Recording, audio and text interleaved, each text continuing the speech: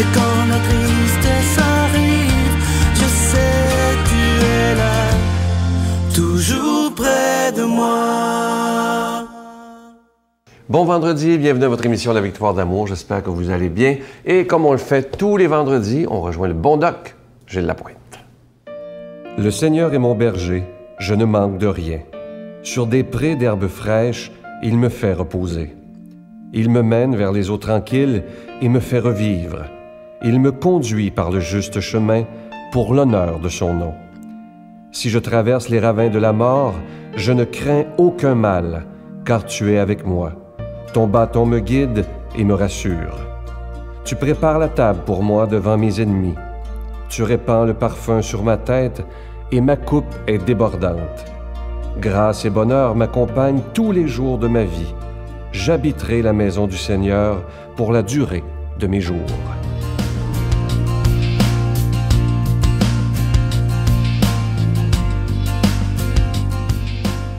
Bon matin, chers amis. George Jones, le chanteur country, disait dans une chanson « Vivre et mourir avec les choix que j'ai faits ». Alors, en tant que médecin, je me demande si les gens connaissent vraiment ce que c'est la définition de choix. Le petit Larousse dit ceci, « Choisir, c'est adopter par préférence, sélectionner, ensemble de choses qui offrent cette possibilité, avoir de nombreuses possibilités de choisir. Et en psychanalyse, on dit mode par lequel le sujet élit une personne sur laquelle se porte son amour. Alors, je vous donne un exemple. Moi, je suis diabétique. J'ai le choix. J'ai un morceau de gâteau de 700 calories et j'ai un plat de fruits de 150 calories. Souvent, on va demander aux gens, oh, mon Dieu, doc, je me connais, je vais choisir les deux. Donc, j'ai un choix à faire. J'ai 20 000 $ pour acheter une voiture. J'en achète une de 45 000. C'est mon choix. Je suis 25 000 dans le rouge. C'est pas pareil. Troisième chose, je fréquente une personne, c'est mon choix. Rien ne fonctionne avec cette personne-là, mais je continue. Alors, c'est une querelle continue avec cette personne-là. Quatrième exemple, par exemple, bon, je marche sur le trottoir, je m'en vais tout sereinement, pas de danger. Une personne ivre en voiture s'en vient, bang, me frappe et me fracture les deux jambes. C'est mon choix? Non. Ça s'appelle un accident. Ça, c'est pas pareil. Vous allez dire, ouais, mais doc, si on regarde en médecine et en psychologie, on ne semble pas réaliser que dans la vie, on a le choix. On a le choix, au moins à 80 à 90 %. On dit, wow, peut-être un petit peu, mon doc, là, les accidents, les malheurs, un avion qui s'écrase, une maladie, un cancer.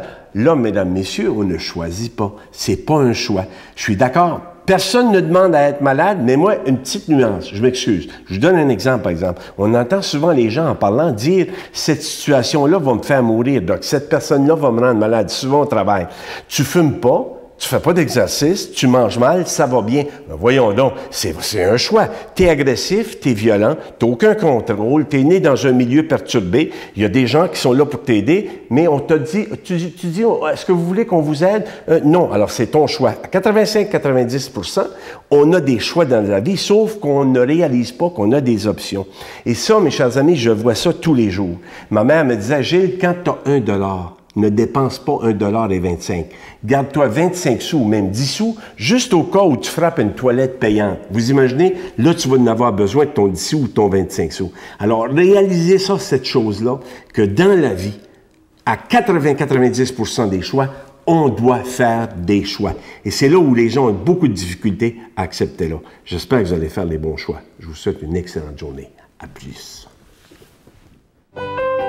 Notre Père qui es aux cieux, que ton nom soit sanctifié, que ton règne vienne, que ta volonté soit faite sur la terre comme au ciel. Donne-nous aujourd'hui notre pain de ce jour. Pardonne-nous nos offenses comme nous pardonnons à ceux qui nous ont offensés. Ne nous laisse pas entrer en tentation, mais délivre-nous du mal, car c'est à toi qu'appartient le règne, la puissance et la gloire pour les siècles des siècles. Amen. Je suis tellement content de vous parler de ce beau cadeau du mois. Je sais qu'il a travaillé très fort et il a vraiment mis tout son cœur. Il s'agit de l'abbé Robert Lemire avec son nouveau CD qui s'intitule « Dieu, le plus grand thérapeute ».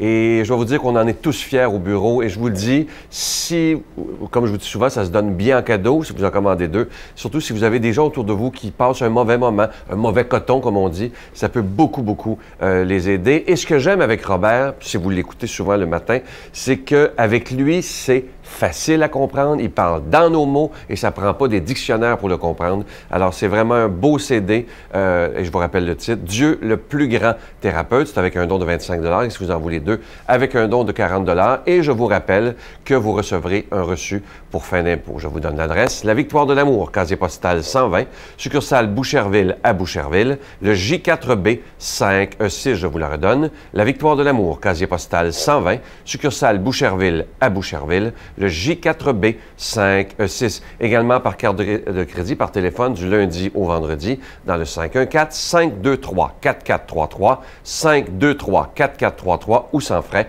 le 1-888-811-9291, 1-888-811-9291 et aussi sur notre site Internet, le www.lavictoiredelamour.org.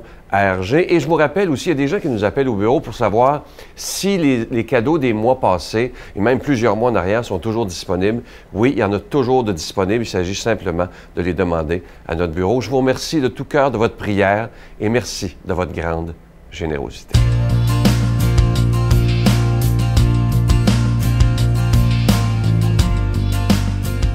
Mon Dieu, donnez-moi la sérénité d'accepter les choses que je ne peux changer, le courage de changer les choses que je peux et la sagesse d'en connaître la différence. Amen. Aujourd'hui, c'est notre passionné de la parole de Dieu qui va nous proclamer l'Évangile. Vous l'avez reconnu, l'abbé Robert Lemire.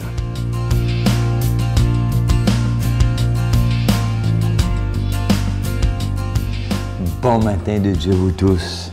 Notre évangile d'aujourd'hui est tiré de Saint-Luc, chapitre 6, versets 39 à 42. C'est un évangile qui brasse des cages. Depuis une couple de semaines, là, j'ai des évangiles qui viennent me brasser la cage. Là, ça n'a pas de bon sens. Fait qu'écoute bien ça.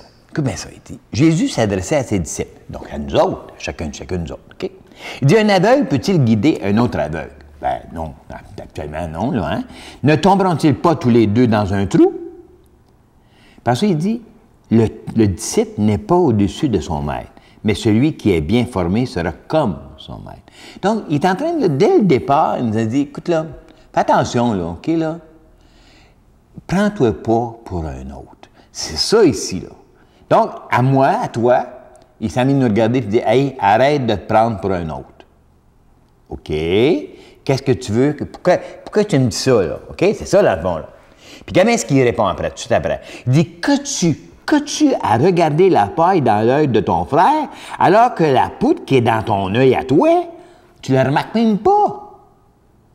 Oh! Là, tu sais, il s'en vient de dire, hey, Robert, là, puis toi, tu te demandes, qu'est-ce que t'as regardé? As-tu vu telle affaire? As-tu vu telle affaire, telle affaire? Hey, arrête de regarder ailleurs, là, puis regarde donc ta vie à toi. Là, tu regardes la petite paille, là, puis toi, t'as une poutre dans ton œil. Oh! Puis comment est-ce qu'il continue? On dirait là, qu'il tourne ça dans la plaie, là. Comment tu peux dire à ton frère, là, laisse-moi retirer la paille dans ton œil. Laisse-moi t'aider, mon grand. Laisse-moi t'aider. Alors que tu ne vois pas la poutre qui est dans ton esprit et qui est en toi. Ah, moi, je suis prêt à t'aider. Hey! À la place d'aller enlever la paille, il a dit, commence donc à nettoyer ta maison. À la place de chialer comme madame une telle, là. As-tu vu comment c'est propre? Commence donc chez vous. Hein? Comment? Enlève d'abord la poutre de ton œil, alors tu verras clair pour retirer la paille qui est dans l'œil de ton frère. Moi, là, ça vient me chercher, ça n'a pas de bon sens. Quand je regarde ça, c'est vrai qu'on regarde alentour, puis je ne suis pas tout seul, puis juste parce que je ne suis pas tout seul, ça ne veut pas dire que c'est bien. Là, mais on regarde alentour de nous autres, puis on critique l'autre, pas tu vis ça, puis c'est ça qu'on fait, là. Puis là, tu vas aller régler le problème. Ouais, moi, il a réglé ça, moi, c'est en avant. On est des aveugles, ma foi. Comment tu fais? Tu sais, là,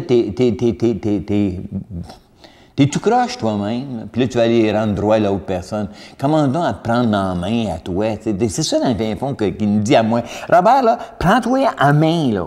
OK, là? Puis là, arrête de regarder tout le monde, là, puis fais un examen de conscience de ta propre vie. Puis moi, c'est ça que je fais de plus en plus le soir, là. Je dis, bon, ben, je regarde ma vie, là, puis qu'est-ce que j'ai fait de bon? Je regarde pas nécessairement ce que de mauvais, là. Qu'est-ce que j'ai fait de bon aujourd'hui? Puis, je n'ai pas fait de gros. Mais là, je regarde le côté de la chose, puis hey, j'ai chialé contre lui, j'ai chialé contre la madame qui m'a pas servi. Tu sais, c'est tout ça d'affaires comme ça. L'autre jour, j'étais allé au restaurant, j'étais allé déjeuner, parce que j'étais en plein déménagement, là. Puis j'étais allé déjeuner, puis là, elle était bête, mon vieux. Fait que là, je lui ai dit, es-tu bête, elle? Non, Robert, à la place de regarder, es-tu bête, là? Bon, comment toi, tu vas l'accueillir maintenant? Est-ce que tu vas l'accueillir bêtement, toi aussi? Non, quand elle est venue, j'ai commencé à dire « Bien, merci pour le café, il est vraiment bon votre café, merci beaucoup, vous êtes bien gentil. » Puis, hey, ça a été rapide. Hey, vous êtes pas mal fine. Hop, ça a changé son affaire. Oui, chialer. Parce que moi aussi, là, j'avais le goût de critiquer. Mais là, j'ai pris conscience que moi aussi, quand je me lève le matin, là, des fois, ça me tente pas de jaser. Puis, Stade Bonheur, il est à 6h30 du matin, tu sais. Elle me s'est levée, là. Ça fait, tu vois-tu comment? Que c'est tellement facile de voir le mal des autres qu'on ne voit pas le nôtre. C'est bien plus facile de le regarder au bord de la clôture. Donc, aujourd'hui, le Seigneur dit, tout commence par toi. C'est à toi à régler ton affaire. Enlève ta poutre. Nettoie ta maison. Puis après ça, tu pourras critiquer les autres. Après, bien sûrement, c'est propre ta maison pour que tu puisses critiquer. Comprends-tu? C'est là qui m'amène, tu sais. Puis si chacun de nous, on était positif, puis chacun de nous, on se regardait le nombril nous-mêmes, là, puis on se disait, regarde, moi, j'ai des choses à changer. Ça commence par moi, le changement, pas par les autres.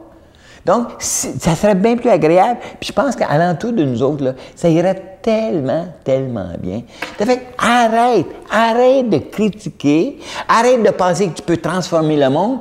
Commence par te transformer toi-même. C'est ça que le Seigneur est en train de me dire, puis te dire à toi. OK? C'est ça l'importance ici aujourd'hui.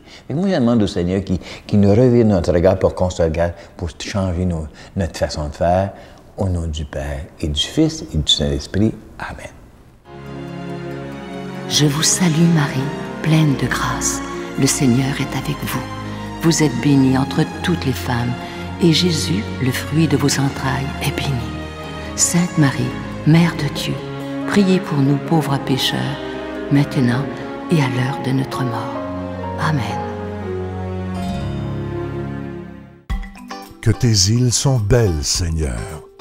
Venez vivre une semaine de réflexion spirituelle remplie d'amour et de paix, dans une ambiance fraternelle. Pour une 20e année consécutive, la Victoire de l'amour, en collaboration avec Voyage Intermission, vous invite à son ressourcement annuel à bord du Celebrity Reflection du 10 au 17 janvier 2015. Au départ de Miami, nous ferons escale à Puerto Rico, Saint-Thomas et Saint-Martin, en compagnie de Sœur Angèle, Sylvain Charon et la présence exceptionnelle de l'abbé Robert Jolicoeur. Réservation avec Voyage Intermission au 514-288-6077 ou sans frais au 1-800-465-3255. Je vous laisse avec un beau petit texte. Écoutez bien ceci. Un jour, un homme riche donne à un mendiant un panier rempli d'ordures. L'homme pauvre sourit et emporta le panier avec lui. Il le vida, le lava et le remplit de fleurs au parfum enivrant. Ainsi, il retourna voir le généreux donateur et lui restitua son bien. Le riche s'étonna de l'aspect du panier et surtout de la bonne odeur qui s'en dégageait. Stupéfait, il demanda au pauvre « Pourquoi un tel présent alors que je t'ai donné plein de poubelles? » Le sage mendiant sourit et répondit avec toute son humilité « Chacun de nous offre ce qu'il porte dans son cœur. » Oh, que ça frappe ça matin. Je vous souhaite une belle journée. À demain. Bye. Les gens, quand on les accueille, ben ils reviennent. Puis quand on les aime, ils reviennent. Moi, là, j'aime mieux aimer plutôt que d'avoir raison. L'exclusion, les marginaux, moi, je ne crois pas à ça. Je n'exclus personne parce que je suis convaincu que Jésus n'excluait personne. Il n'aimait pas le péché, mais il aimait le pécheur. Il était en amour avec le pécheur.